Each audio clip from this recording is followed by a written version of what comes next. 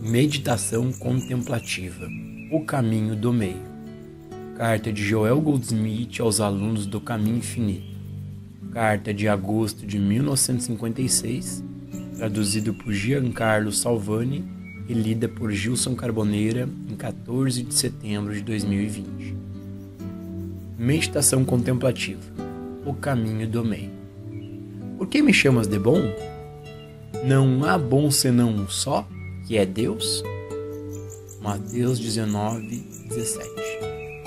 O universo da criação de Deus está dentro de nós. O amor de Deus permeia, envolve e sustenta este universo e tudo o que existe nele. Tudo o que existe é de Deus, e Deus é o bem para nós e para toda a criação. Este é o universo espiritual, e nele não há nada de bom nem mal. Façamos dessa lição uma meditação, pela qual nos preparamos para sermos receptivos e responsivos à experiência do bem, admitindo Deus em nossa indivisa consciência. Vamos fechar os olhos para as aparências e abrir nossas almas para o Espírito, reconhecendo que Deus é o único bem e percebendo que tudo o que existe é parte da bondade de Deus. Até então, temos vivido um mundo de dois poderes. Em vão nos esforçamos para invocar um bom poder para escapar ou derrubar o poder maligno. Agora nós não faremos nada disso. Vamos descansar serenamente naquilo que é, traduzindo qualquer aparência ou sugestão naquilo que é, e então veremos a harmonia, a saúde, a perfeição e a plenitude, mesmo onde discórdia e doença pretendem estar. Vamos descansar na percepção de que não há poder separado de Deus, que a onipresença, a onipotência e a onisciência de Deus é a garantia de que o bem permeia todo ser, toda forma, todo efeito. Nós vamos reter todo o julgamento e opinião quanto ao bem e ao mal e reconhecer que só Deus é bom.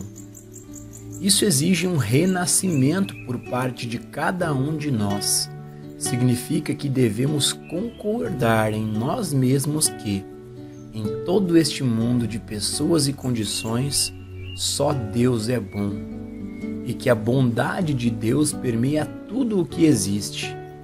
Não há mal, porque Deus, o infinito bem, não criou o mal, e não há outro poder.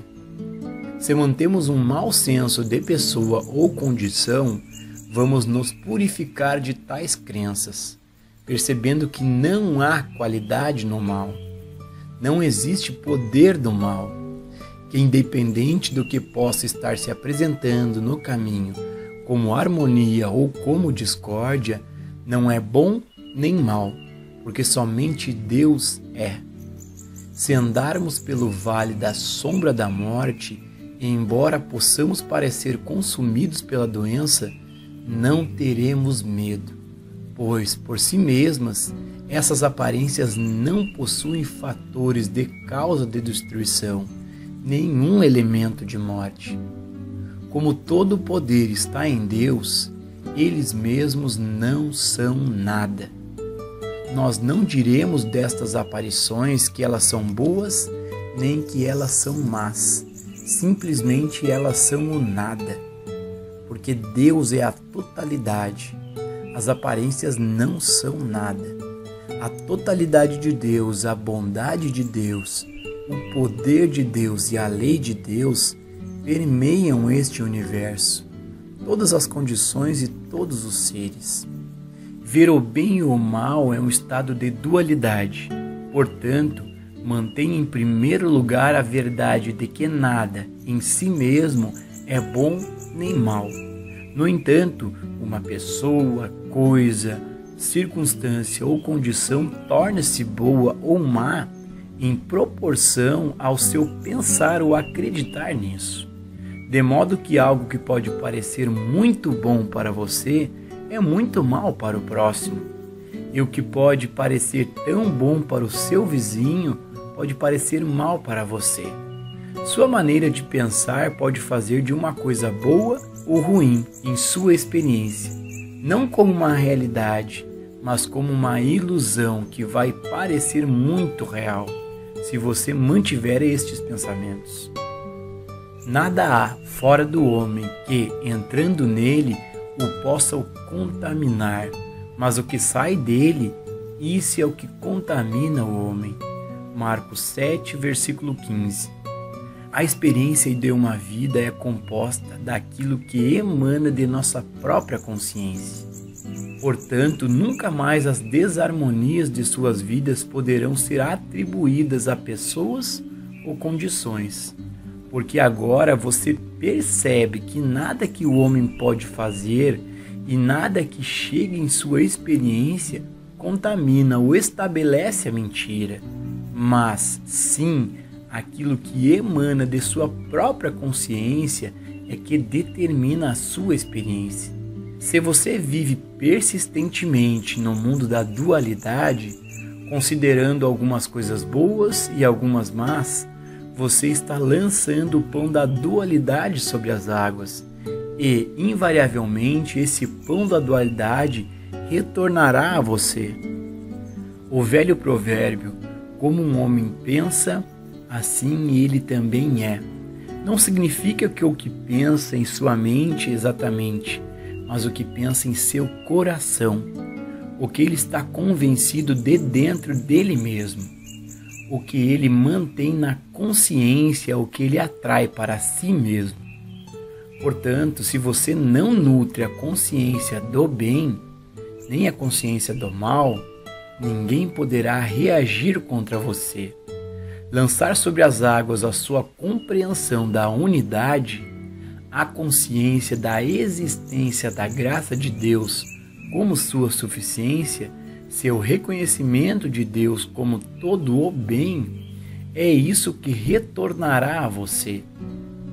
A crença do mal que você mantém em sua própria consciência é o único mal que pode reagir contra você, porque tudo o que o homem semear, assim também ele ceifará. Se você permite que sua consciência seja ocupada por um senso de mal, esse senso de mal retorna para prejudicar o seu ser, seu corpo, seu negócio. Abandonando todo o senso do mal e recusando-se a investir qualquer coisa em tal poder, sua consciência fica limpa e não há mais nenhum mal para atuar em você. O mal não existe, independente de qualquer aparência de discórdia que possa ser evidente neste momento. Aquilo que tememos, odiamos e tememos não é mal, porque Deus é tudo e Deus é bom. Esse entendimento nos levará para fora da antiga crença de um poder de Deus e um poder do diabo, um poder da mente mortal e um poder da mente imortal, entrando na consciência da quarta dimensão, que é a consciência que reconhece que tudo o que é recebe seu poder, substância, causa e lei de Deus. Maravilhas da graça entram em nossa experiência, na medida em que retiramos julgamentos, teorias, crenças, rótulos e termos do mundo das pessoas e das coisas, e não mais falamos uma linguagem de comparações. Comece agora descartando todas as ideias sugeridas pelo sentido humano, na compreensão e reconhecimento de que Deus é o único princípio causador e que, portanto, esse universo é tudo o que está nele, é espiritual. A graça de Deus revela que nunca houve discórdia ou doença ou morte em toda a criação, mas porque nós aceitamos o conceito de bem e mal do mundo, então é o que demonstramos. Mas agora, à medida que avançamos para a iluminação espiritual, nós desistimos de rotular qualquer coisa de má e deixamos de acreditar que qualquer condição possui poder do mal, dor ou destruição, porque todo o poder emana de Deus. Nós não mais cremos na lei da doença, visto que toda a lei é de Deus. Não há lei de opostos, há apenas uma lei espiritual, boa, que governa a criação de Deus. Visto que Deus fez tudo o que foi feito, não há outra criação. Deus viu tudo o que fizera, e eis que era muito bom. Portanto, não devemos ser enganados e tentados pelas aparências, e dizer que isso é erro, que isso é discórdia, e continuarmos tentando livrar a nós mesmos ou nos elevarmos acima delas. Devemos chegar à conclusão de que Deus fez tudo isso que foi feito, e tudo o que foi feito é mantido e sustentado por este princípio. Essa percepção espiritual resultará na tradução dessas falsas aparências para a visão da harmonia divina, que está sempre presente. Ao se retirar para as profundezas de sua própria consciência, onde todos os termos de uma designação humana são abandonados, você se torna consciente de Deus somente, e você contempla a visão espiritual perfeita e bondade de Deus, sustentando e mantendo seu universo espiritual em perfeita paz e harmonia eternos. Os céus declaram a glória de Deus e o firmamento revela as suas obras. Portanto, se trouxeres a tua oferta ao altar e aí te lembrares que teu irmão tem alguma coisa contra ti, deixa ali diante do altar a tua oferta e vai reconciliar-te primeiro com teu irmão, e depois vem e apresenta a tua oferta. Mateus 5, versículo 23 e 24. Se a qualquer momento você tentar orar ou comungar com Deus e lembrar que você está mantendo conceitos variados do bem e do mal, pare aí mesmo e faça a paz dentro de si mesmo, assentindo que só Deus é bom e que a infinitude da bondade de Deus não deixa nada de uma natureza má ou destrutiva. Quando você está diante da presença em pureza espiritual, não mais em guerra dentro de você, contra qualquer pessoa, qualquer coisa ou qualquer condição, vindo ao Pai com as mãos limpas, não tendo nada contra ninguém, não mantendo conceitos falsos e sem aceitar nada como mal, em paz com toda a criação. Então você pode voltar para a sua oração. A graça de Deus só pode fluir em uma consciência que não está dividida, nem em guerra, que reconheça uma presença, um poder, sem opostos e sem oposição.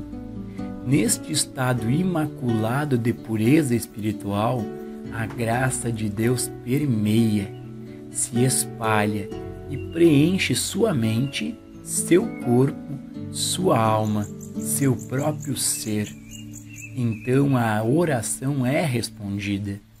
Mas enquanto nós vivemos em um mundo dual, em que o que acreditamos que alguém ou algo possui qualidades ou propensões para o bem ou para o mal, estamos em um estado de consciência em guerra, uma casa dividida contra si mesmo.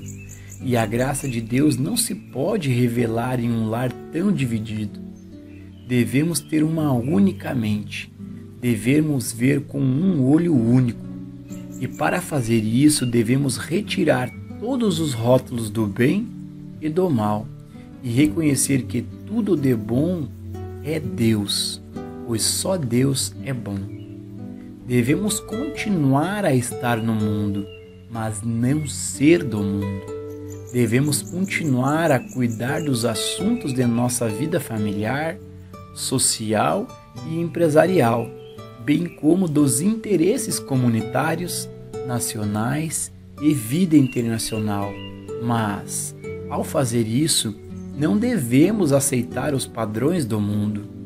Nós devemos estar acima de todos esses conceitos e devemos nos afastar e perceber que, inerente a tudo isso, no universo não há qualquer poder ou propriedade do mal que seja.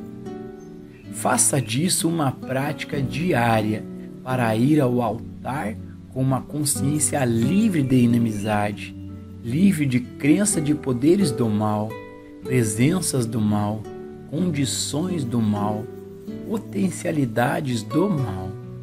Traga a Deus uma consciência purificada, com o entendimento de que somente Deus é bom, e a bondade de Deus é a verdade do ser individual, condição individual, pensamento individual, coisa individual, e não há outro poder, nenhuma outra lei. Então sua oração alcança o trono do céu, o verdadeiro centro do seu ser, e todo o universo está envolvido na graça de Deus. Existe apenas uma verdade, que é Deus. Portanto, contemplar o mal de qualquer maneira é contemplar o mal em Deus. Não há mal em Deus. Há apenas uma infinidade de bem, uma eternidade do bem de Deus. Todo o bem, a única verdade. Purge a consciência da crença em aparências, que testificam dois poderes, e reconheça apenas um poder, Deus, o infinito bem. Ao contemplar o Cristo como a realidade de todo o indivíduo, a substância, a lei e a atividade de cada condição, você não tem dualidade em sua consciência. E ninguém pode se voltar contra você. Na medida em que esta verdade está ativa em sua consciência, você é verdadeiramente mestre de seu próprio destino e capitão de sua alma. Não há poder e nenhuma lei capaz de se opor ao valor de 2 vezes 2. Não há poder e nenhuma lei capaz de pôr de lado a harmonia de Dó, Ré, Mi. Essas quantidades e qualidades são intactas e imutáveis, sem oposição, governada por leis imutáveis, que são mantidas e sustentadas para a eternidade. Isto é verdade para todo homem, mulher e criança na terra. Não há poder para destruir a perfeição e a harmonia do nosso ser. Não há oposição à imortalidade e eternidade. Uma mente dual nos levou a acreditar em 2 poderes. Mas agora, neste dia de purificação, voltamos para a casa de nosso Pai, onde nós vemos como Deus vê. Nesta consciência somos puros demais para contemplar a iniquidade, porque nós estamos contemplando com a consciência de Cristo, a consciência de Deus. Nós não acreditamos que exista uma pessoa, coisa, condição, poder ou propensão maligna neste universo inteiro. Essa consciência é a mente que estava em Cristo Jesus.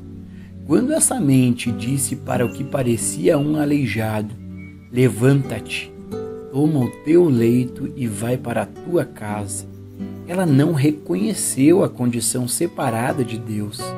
Não viu nem um corpo saudável, nem um corpo doente. Só viu o corpo que é de Deus. Nenhum indivíduo possui quaisquer qualidades pessoais de bondade, nem quaisquer qualidades do mal. Mas todo indivíduo possui cristandade, Deus, o Deus Ser.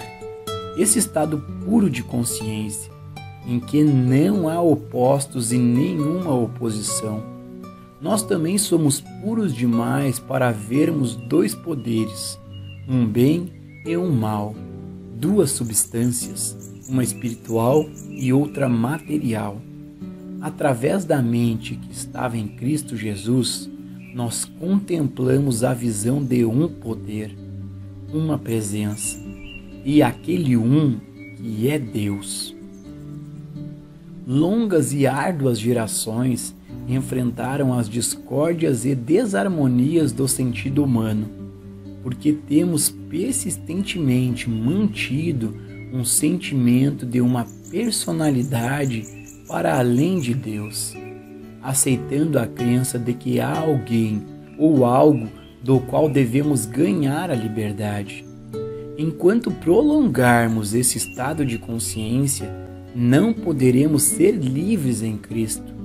Aqui devemos fazer uma distinção definitiva.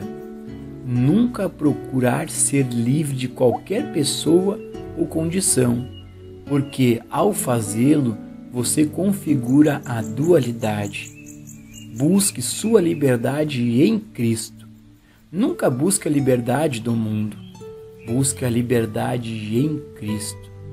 Na consciência de que você está livre em Cristo, que Cristo é a vida que permeia o seu ser, em harmonia, saúde e perfeição, que Cristo é a liberdade com a qual você está vestido. Perceba esta liberdade em Cristo como a perfeição do ser espiritual. Estai, pois, firmes na liberdade com que Cristo nos libertou, e não torneis a colocar-vos debaixo do jugo da servidão. Gálatas 5, versículo 1. A liberdade é uma qualidade desfrutada quando superamos a dualidade, recusando manter qualquer sentimento de iniquidade ou destruição, ou crenças em uma presença ou poder além de Deus. Estamos vestidos em nosso perfeito juízo quando estamos vestidos com a liberdade dos filhos de Deus. Enquanto houver um senso de dualidade na consciência de um indivíduo, ele está sujeito às discórdias do mundo, mas elas não chegarão perto da morada de alguém que habita no abrigo secreto do Altíssimo, na consciência de Cristo. Perceba a liberdade na unidade da consciência, na qual não há presença ou poder oposto a Deus. A liberdade está em Cristo. Nunca é obtida de qualquer pessoa ou qualquer coisa. Nenhum homem é um curador. Nem pode qualquer homem se tornar um curador. Mas todo homem pode revelar a graça, a harmonia e a paz de Deus governando e mantendo este universo, apenas da mesma maneira que um matemático corrige a crença de que 2 vezes 2 é igual a 5, por saber que 2 vezes 2 é igual a 4. O matemático não muda nada, não corrige nada, exceto a premissa errônea, porque 2 vezes 2 nunca é diferente de 4. Nós não curamos, nós simplesmente retificamos a crença errônea de que há algo ou alguém para ser curado, corrigindo o conceito de que existem 2 poderes operando na experiência do mundo. Nessa compreensão correta, reconhecemos a lei de Deus operando sozinha em toda a criação. Enquanto refletimos tranquilamente e consideramos esta grande verdade espiritual, estamos experimentando uma forma distinta de meditação, mas que inclui muito mais do que a palavra implica. Isto é comunhão com e, na verdade, é oração e é tratamento. Podemos aplicar qualquer um destes termos, mas, na verdade, a mais alta conotação é a da meditação contemplativa, em que excluímos o mundo das pessoas e das coisas, contemplando a natureza da verdade como um. Nesta meditação, na qual nós contemplamos a verdade como poder, não existe coisa como o poder do mal. Ao contemplarmos a verdade como substância, não há outra substância a ser superada ou destruída. Nesta meditação, nenhuma mentira pode entrar para violar a verdade da unidade. Essa meditação contemplativa da graça e da bondade de Deus é a oração que resulta na percepção, por meio da qual aquilo que estivermos contemplando se torna real e demonstrável. É por este motivo que também podemos chamá-la de tratamento. Durante este período de contemplação e reflexão, chega um momento de completo silêncio em que esperamos no Senhor. Fala, Senhor, o teu servo escuta. E enquanto esperamos em silêncio, das profundezas do nosso ser mais íntimo, vem a inconfundível certeza da presença de Deus, um sentimento de que isso que nós declaramos e reconhecemos é verdade. Neste estado sagrado, realizamos a oração, realizamos o tratamento, realizamos a meditação, realizamos Deus. Nunca se contente, no entanto, apenas em deixar que o ato da meditação, contemplação, oração ou tratamento seja suficiente. Nunca fique satisfeito até que você tenha, na verdade, se voltado para dentro, para o Pai, e depois de descansar nos braços eternos, ouvir e esperar até que o selo seja colocado sobre isso. A meditação contemplativa é um sacramento sagrado e nunca deve ser discutida entre os amigos espirituais mais próximos. Mantê-la sagrada e secreta até o momento que se torna-se uma convicção e uma compreensão tão positivas que você é capaz de demonstrá-la, trazendo harmonias em sua própria existência e para aqueles ao seu redor. Então ela fala por si mesma e se revela para os outros. Este caminho do meio é a mais alta revelação do ensino do Mestre, uma que apenas alguns dos discípulos foram capazes de compreender. Por isso, não tente ensinar ou demonstrar até que se torne seu. Isso por causa da profundidade desta verdade ter se perdido para o mundo, por ser tão difícil ou quase impossível de aceitá-la em face das aparências que sempre testificam os opostos do bem e do mal, pobreza ou riqueza, doença e saúde, vida e morte. Talvez até alguns que estão lendo estas palavras, com exceção de estudantes de intenção séria e positiva, acharão difícil acreditar que absolutamente ninguém e nenhuma coisa em todo este universo possui um poder maligno, capacidade ou propensão. Esta percepção espiritual é alcançada através de reflexão interna, contemplação e meditação sobre todas essas verdades, por meio das quais o princípio de um poder, o bem, é revelado de dentro do seu ser individual. Alguns têm apenas minha palavra para isso, alguns têm apenas algumas páginas de escrituras ou declarações da verdade como base, mas outros dão um passo adiante e têm o sentimento interior de que isso é verdade, mas isso não é suficiente. Mesmo como Maria levou o bebê para o Egito, onde ficou escondido por 1 ano, você deve levar esta verdade em sua consciência e escondê-la, ponderar, meditar sobre ela, até o momento em que sua própria alma diz: esta é a verdade. Quando este dia da compreensão interior alvorecer, você começa a perceber que mesmo neste mundo objetivado, isto é verdade. Então, e só então, você pode começar a missão de revelar essa verdade para quem quer que seja receptivo a ela. Mais uma vez devemos falar uma palavra de cautela.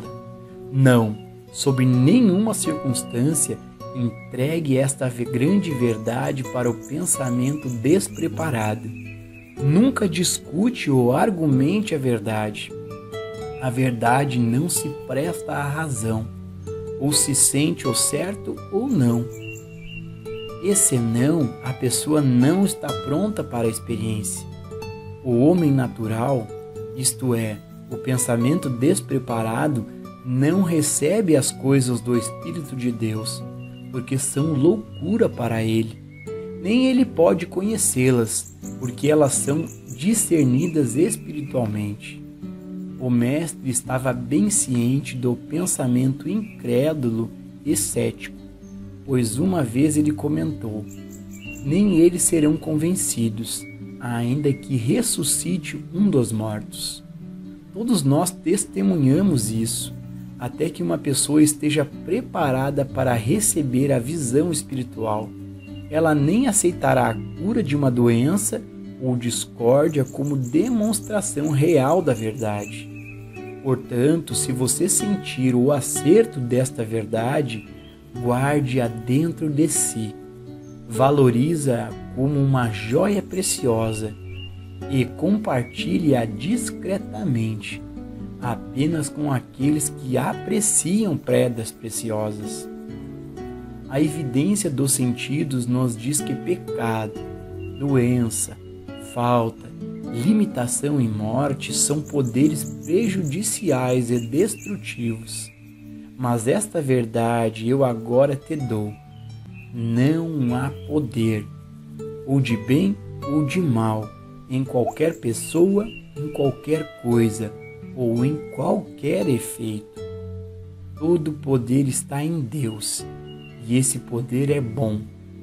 Foi essa visão de um poder em que ele viu um universo espiritual governado, mantido e sustentado pela graça de Deus, em que não havia mal a ser superado, nenhuma doença a ser curada, nenhum pecador a ser reformado, nenhuma morte a temer, que permitiu ao mestre ficar diante de Pilatos e dizer sem medo: tu não terias nenhum poder sobre mim, exceto o que te foi dado do alto.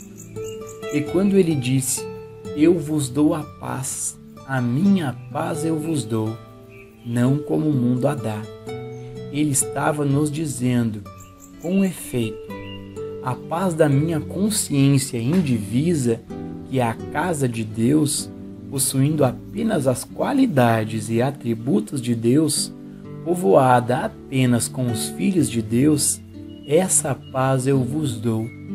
Enquanto você mantém esta ideia divina, esta verdade espiritual da unidade, você também descobrirá que o poder e a paz de uma linhagem não dividida descerão sobre você, e a paz de Deus, que excede todo entendimento, guardará os vossos corações e os vossos pensamentos em Cristo Jesus. Seja ensinado por Deus. Mas nós não recebemos o Espírito do mundo, mas o Espírito que provém de Deus, para que pudéssemos conhecer o que nos é dado gratuitamente por Deus, as quais também falamos, não com palavras que a sabedoria humana ensina, mas com as que o Espírito Santo ensina, comparando as coisas espirituais com as espirituais. 1 Coríntios 2, versículo 12 e 13.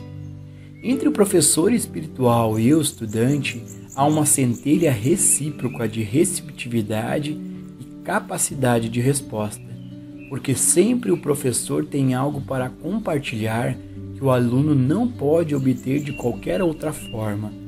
A verdade de Deus deve ser comunicada apenas aos filhos de Deus, para aqueles da própria casa, para aqueles de seu próprio estado de consciência. Somente esses podem recebê-la. E é por isso que a mensagem do caminho infinito é adequada para ensinar ou compartilhar com aqueles que a procuram, mas não pode ser dada ao público em geral. Paulo nos diz que o homem natural não compreende as coisas do Espírito de Deus, porque lhe parecem loucura, e não pode entendê-las, porque elas se discernem espiritualmente. Devido ao fato de que as pessoas são de muitos diferentes e variados estágios e estados de consciência, é impossível para qualquer indivíduo apresentar a verdade para o mundo inteiro. Neste contexto, é importante que percebamos isso. Nem todos podem receber Jesus Cristo. Há aqueles a quem os ensinamentos de Buda, Lao Tse e Sankara são aceitáveis. Outros a quem os profetas hebreus apresentam a verdade. E outros para quem o caminho infinito e outros ensinamentos modernos apontam o caminho da revelação e realização espiritual. As Escrituras nos dizem: eles serão todos ensinados por Deus, e finalmente cada um encontrará o seu próprio professor. Então é que nada pode separar duas almas que foram unidas neste estado de consciência espiritual em uma esfera superior. Todos nós testemunhamos a cura espiritual como ela foi trazida pelo caminho infinito e outros ensinamentos, e sempre a fonte é a mesma. O princípio é este, que desde que Deus é infinito, Deus é o único poder. Portanto, o que o mundo chama de pecado e doença não são poder. Se eles fossem poder, o pecado e a doença não poderiam ser superados. A única razão pela qual existem na consciência humana é porque, desde a época de Adão, prevaleceu a crença universal em dois poderes, o bem e o mal.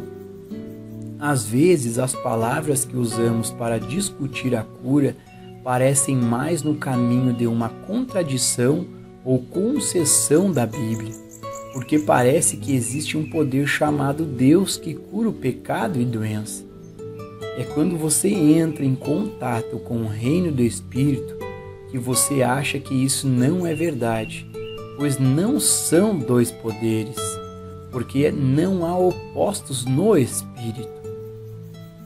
Depois de perceber sua unidade com Deus, você descobre que não há poder com o qual a doença possa ser curada, porque você não encontrará nenhuma doença para curar. A cura é meramente um deixa assim agora, para demonstrar a harmonia de Deus na Terra. O dom de cura consiste em um estado de consciência que conhece e reconhece apenas um poder, Deus, e que sabe que não há poder no pecado e na doença. É quando você abre o seu eu interior àquilo que é, permitindo que ele preencha sua consciência.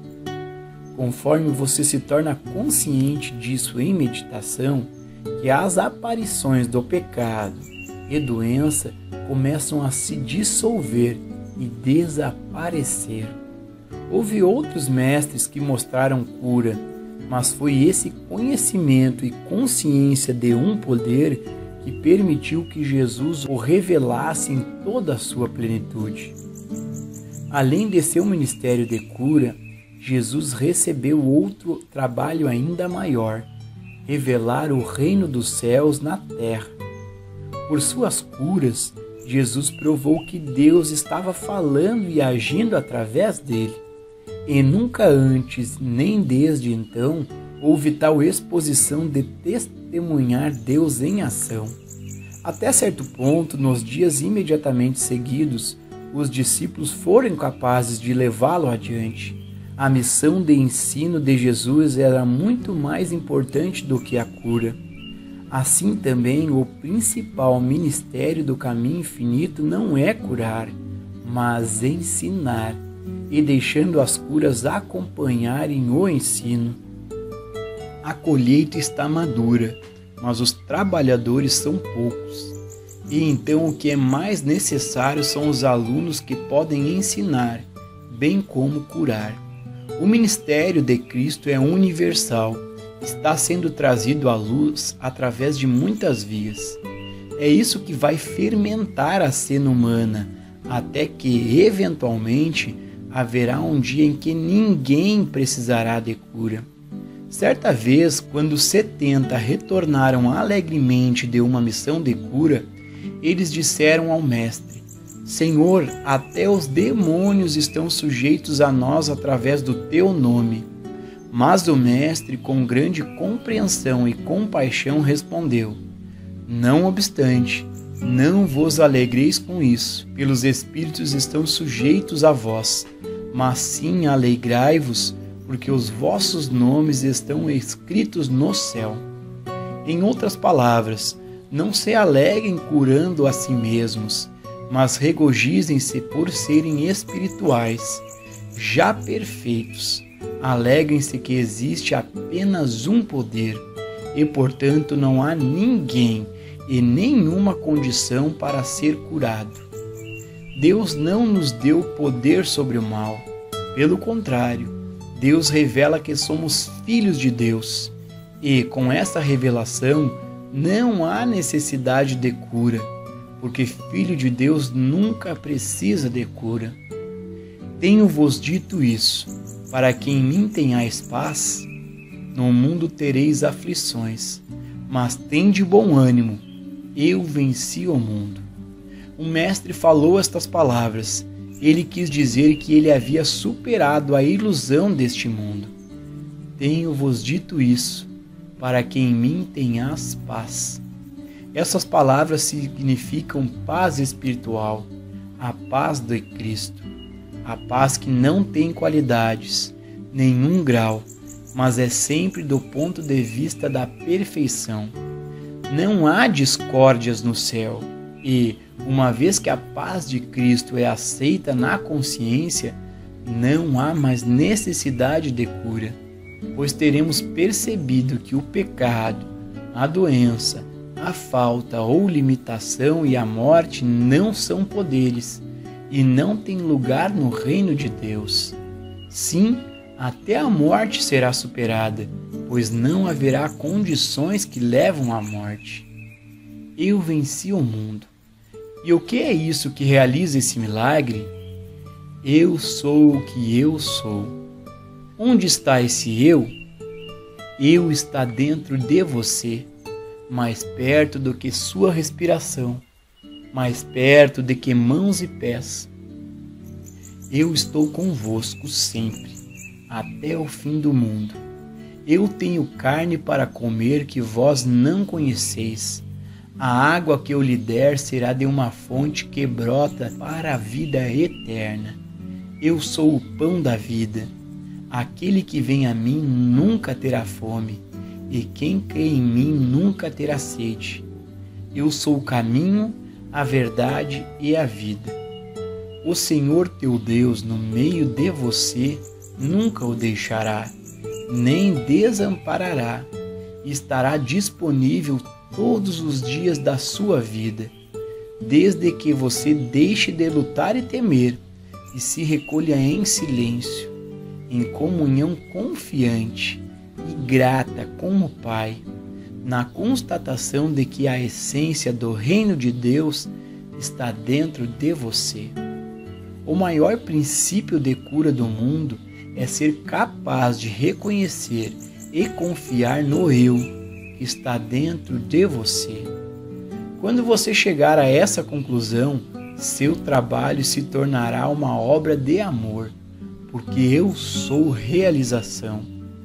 Tudo de bom flui para o indivíduo que aprende a senha eu, e nada de natureza discordante pode se aproximar da morada de quem entende o seu significado profundo. Tome este entendimento do eu nas câmaras secretas do seu ser, lembrando sempre que é só o que você sabe em segredo que pode ser gritado nos telhados. Se você orar em público, você receberá a aprovação dos homens. Mas se você orar e comungar e mostrar seu amor a Deus em segredo, você será recompensado por seu Pai, que ouve em segredo. Quem é seu Pai? Eu sou. Que a sua oração seja: obrigado, Pai, eu sou. O reino de Deus está dentro de mim. Nesta comunhão com o eu interior, o eu divino, você não precisa orar por nada, porque é de bom grado do Pai dar-lhe o reino. Você só tem que aceitar as bênçãos abundantes que estão continuamente fluindo para você e através de você. Nessa comunhão, peça somente pelo despertar, pela compreensão e luz, para que você seja ensinado pelo Espírito Santo e para que você possa conhecer as coisas que vos são dadas gratuitamente por Deus. O que é religião? O seguinte é o texto da minha palestra dada aos devotos de Ananda Charan, em 9 de dezembro de 1955. Nós aprendemos que a religião teve seu começo na Índia e se espalhou da Índia para o Oriente e para o Ocidente. Agora perguntamos: o que é religião? Qual é a religião que nos foi dada no início, quando os corações e as almas dos homens se abriram para Deus, para a luz? Os estudos das muitas escrituras que compõem nossa literatura espiritual revelam que a religião é uma liberação das limitações da humanidade para a consciência de Deus. Mesmo hoje, a religião deve ser entendida como uma liberação, uma libertação de nossa individualidade mortal e do nosso sentido material da vida para uma consciência expandida do universo, a consciência de Deus, a consciência espiritual. Na ordem seguinte, foi revelado o caminho. Sim, o termo é o caminho para se libertar das limitações dos desejos pecaminosos, das doenças físicas, mentais e morais, da carência financeira. Mas como alguém pode se libertar deles e como alguém pode ser expandido em consciência de abundância de Deus? O segredo é este: é a abundância de Deus que se torna nossa experiência. Realmente é a vida de Deus que é realizada como a nossa vida. É o suprimento abundante de Deus que se torna o nosso fornecimento individual. É o amor de Deus que é revelado como nosso amor a cada ser. O caminho é através da oração, porque a oração é o nosso meio de contato com esta fonte infinita. A oração tem muitas formas. Provavelmente a forma mais fácil de entendimento para os alunos mais jovens é uma oração de palavras, falada silenciosamente, dentro ou sem ser palavras audíveis.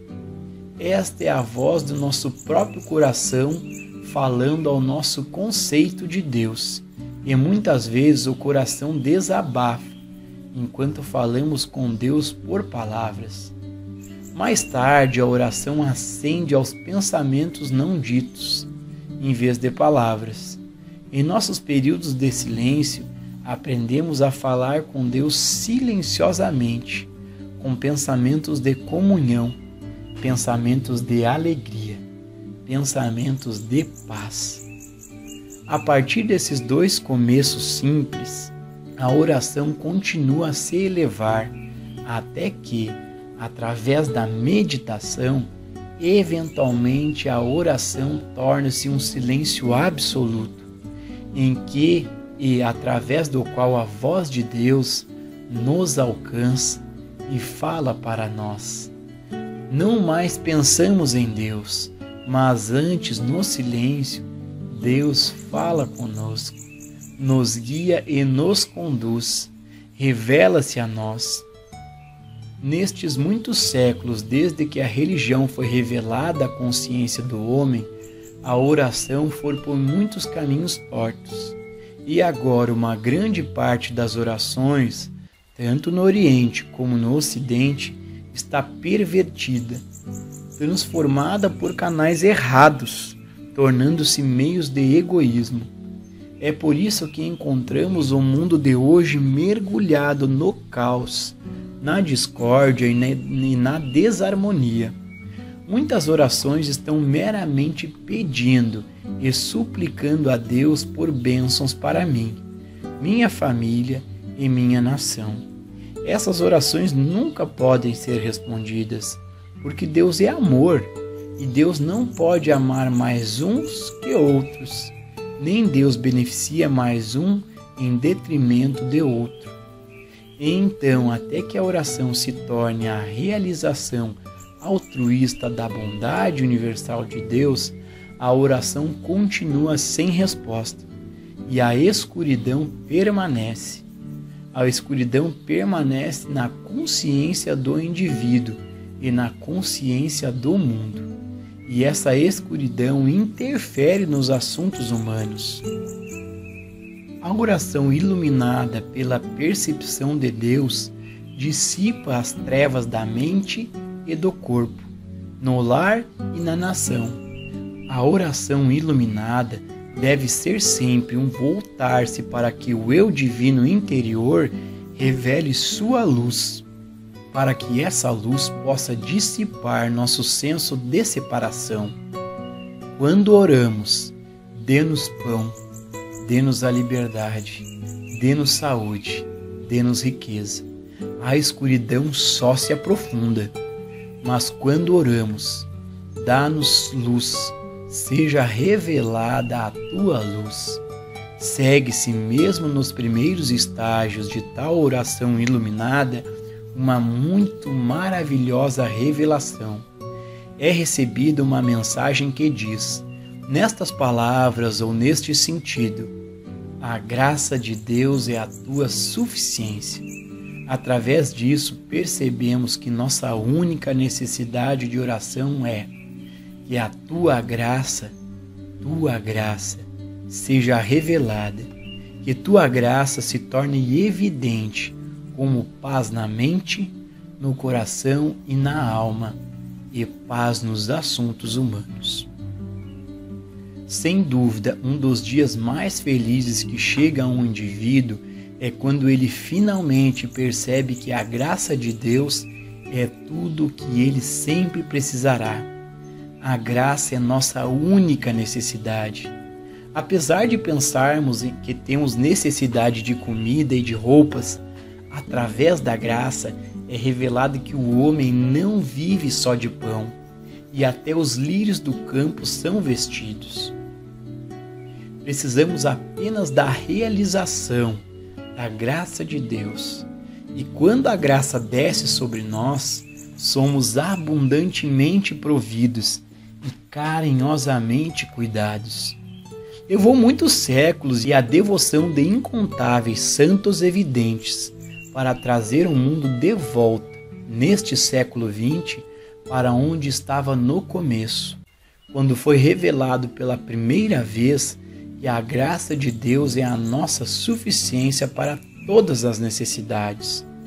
Hoje, em muitas partes do mundo, há indivíduos iluminados que estão transformando o pensamento das pessoas.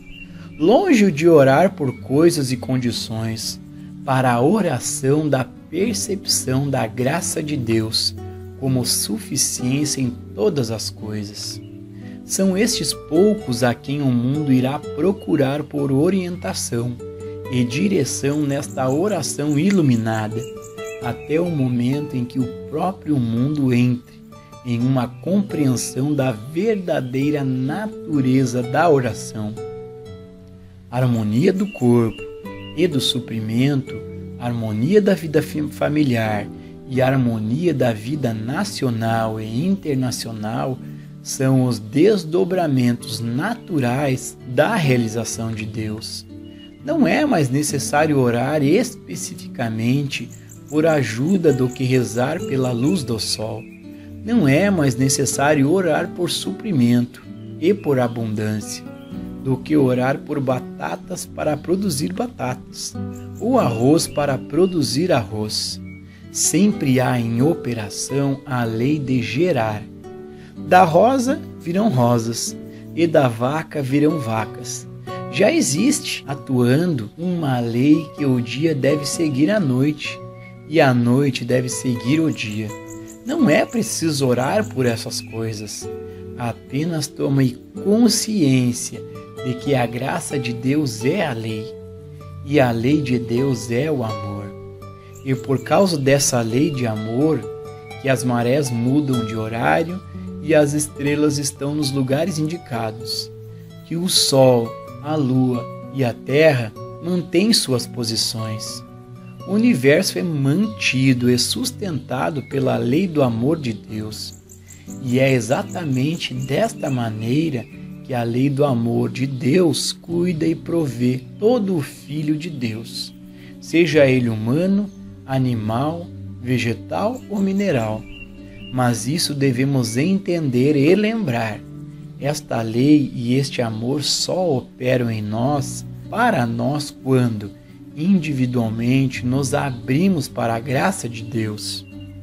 O mundo ocidental muitas vezes fez a pergunta: se a religião que se originou e se deu ao mundo pelo Oriente é a verdadeira religião, por que o Oriente sofreu e suportou tantas dificuldades nos últimos séculos?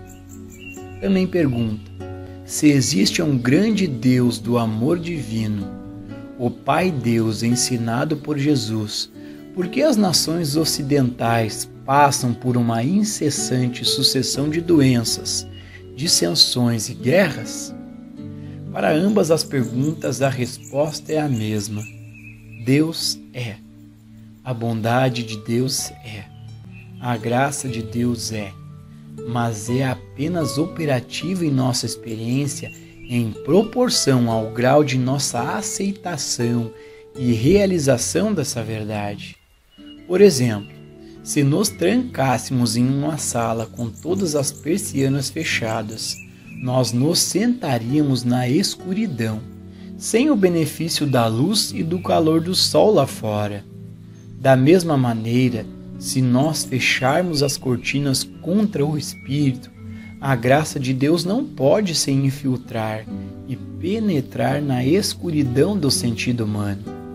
A fim de alcançar a harmonia em nossos assuntos individuais e coletivos, é necessário abrirmos a consciência para permitirmos a entrada de Deus, não buscando obter algo de Deus, mas dando algo de Deus para nossos semelhantes. Deus é a fonte de todo o bem. Em nossa individualidade espiritual, somos filhos de Deus, herdeiro de todas as riquezas celestiais, e é do agrado de Deus dar-nos o reino. Para Deus não podemos dar nada, mas podemos aceitar a graça que flui tão abundantemente, que pode nos abrir um caminho para que flua para os outros. Nós devemos aceitar esta graça, não apenas por nós mesmos, mas para todos. Às vezes acredita-se que a saúde do corpo e da mente é algo diferente da saúde da alma, mas não é. Quando a alma está em paz, o corpo responde e mostra essa paz. A alma é o nosso ser real e a ação da alma opera em nosso corpo para dar-lhe saúde e força, para dar orientação em nossos negócios, direção e prosperidade, e em nossas nações para dar sabedoria, honra e justiça. A alma é a fonte de todo o bem humano, e quando estamos em contato com o centro da alma, não encontramos corpo, negócios e coisas governamentais separados e à parte, mas descobrimos que o corpo, os negócios e o governo são tão influenciados pela alma.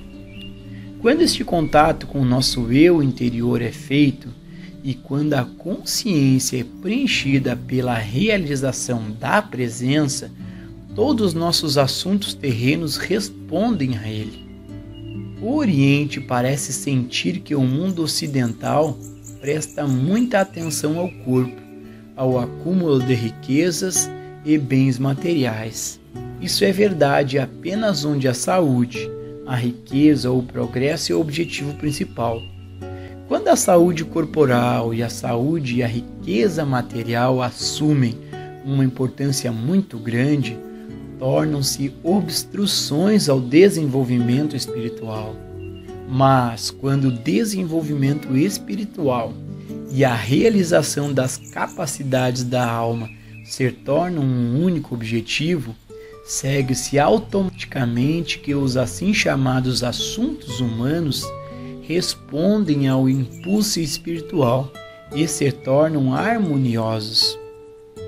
Quando o jovem estudante se volta para Deus, geralmente é por causa do desejo de melhor saúde ou maior riqueza. Mas logo ele acha que isso não pode ser alcançado até que ele tenha alcançado seu contato espiritual com Deus. É maravilhoso observar as belezas que são desdobradas em sua consciência e em sua experiência conforme Deus se torna o tema central, o primeiro e maior desejo. A intenção e propósito da oração não é a obtenção da harmonia, mas a obtenção da consciência de Deus, consciência espiritual. E quando o coração canta a verdadeira oração, o efeito é a harmonia em todos os nossos assuntos do corpo e do ser. Sob esta luz, a oração torna-se uma experiência muito emocionante e alegre, porque além das orações em que participamos em templos e locais sagrados, há as orações que continuamente cantamos dentro de nós, enquanto realizamos nossas tarefas diárias. Então é assim que entendemos que não é necessário orar por ajuda ou por um bem específico. Só é necessário nos abrirmos a nós mesmos para receber a graça de Deus e que estejamos dispostos a compartilhar esta graça com aqueles que ainda não estão conscientes de sua herança divina. Há ainda um aspecto mais elevado do assunto da religião e da oração. No Ocidente, a maioria das pessoas está inclinada a pensar na vida apenas como um período entre o berço e o túmulo, acreditando que esta é a única vida sobre a qual eles precisam se preocupar. No mundo religioso do Oriente, no entanto, há um maior reconhecimento da vida que existe antes do berço e da vida que existe além do túmulo. Devoção à religião e a oração finalmente revela o conhecimento e a compreensão de que esta vida presente pode ser, deve ser e é uma preparação para a experiência que está diante de nós. Assim como a vida antes do berço foi uma experiência que nos trouxe até o lugar onde estamos hoje. Religião e oração são o desenvolvimento da alma, não somente para a harmonia da vida terrestre e cotidiana, mas para a harmonia e progresso de nossa experiência até a eternidade. Nós nunca devemos perder de vista o fato de que, na realização de Deus, realizamos duas funções: produzimos paz e harmonia em nossas vidas presentes e nos trazemos a garantia de progresso em nossa vida por vir. Quando oramos sozinhos, muitas vezes há uma grande luta para superar as limitações de nosso senso pessoal de oração. É quando encontramos uma alma iluminada que nossas ideias e capacidades de oração são expandidas. E abre-se o caminho que nos liberta dessas limitações e mais rapidamente nos permite entrar no reino de Deus na terra. É desta maneira que recebemos ajuda, não só em nossos assuntos cotidianos, mas a maior ajuda que abre a consciência de nossa alma para a capacidade de perceber Deus. Para cada indivíduo na terra há um professor, visível ou invisível, e a primeira oração de todo estudante e buscador da verdade deveria ser que ele seja levado a esse professor. E uma vez encontrando-o, para aceitar a graça que vem através do coração e da alma do iluminado. A oração é uma parte importante da vida, perdendo apenas para o tema da própria religião. E ainda assim os dois são inseparáveis.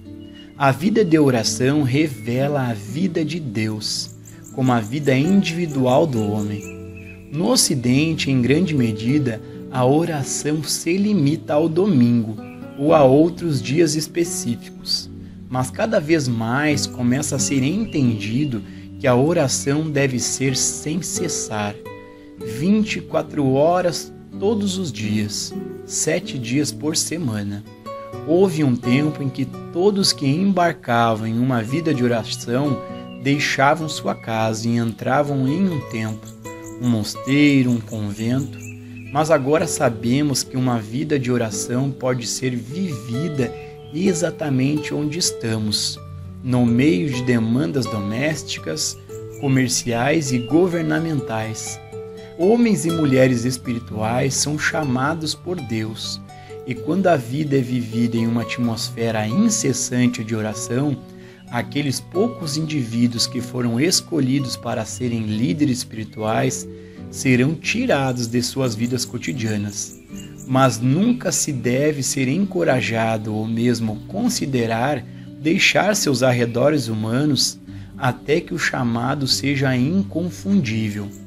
Só assim os homens espirituais e mulheres do mundo são dignos de seu chamado. Quando isso for completamente entendido, não haverá mais falsos profetas e falsos mestres, nem as pessoas deixarão o mundo humano pelo que eles consideram ser um mundo espiritual, antes de serem chamados.